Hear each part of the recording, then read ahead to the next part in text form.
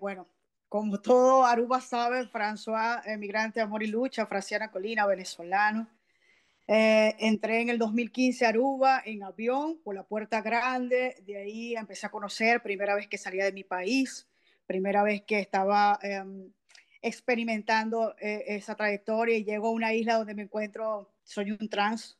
En su momento era una lesbiana que venía de Venezuela, tú sabes, como le llaman nosotros latinos, todo un machorro, toda el hombrecito, la gente lo criticaba, lo señalaba, pero ya, pasaron muchísimas cosas en donde yo encontré la realidad de la vida, lo que era Aruba, viendo a las chicas hablar esos 4 o 5 idiomas, me metía en cada problema, no sabía manejar las situaciones, más tanto tengo una condición de género y eso me trae como condición un poco de hiperactividad, tengo trastorno de hiperactividad activo, soy una persona muy hyper, pero eso no me dejó no me dejó que yo dejara de creer, vale la redundancia, en lo que eran los sueños.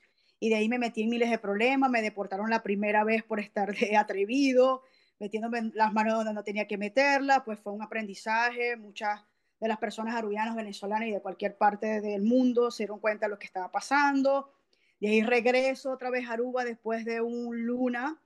Regreso a Aruba por medio de un bote, sin saber nadar, me tiré a las aguas internacionales.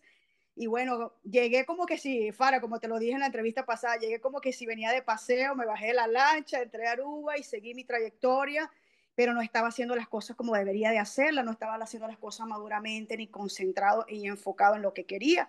Y empecé a trabajar en una discoteca, era cocinero, tú sabes, el flow.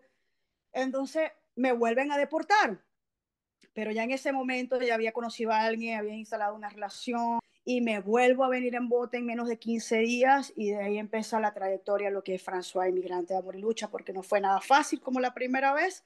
Me enfrenté a gente que quisieron manipular, a gente que me quitaron dinero, personas que me subestimaron, que me tiraron al mar y con miedo, te tiras de pie porque si te tiras de cabeza te vas a morir, no nos importa, págame el dinero, y todo eso que uno vive cuando tiene a una persona que te llevan, eso le llaman coyotes, coyotes.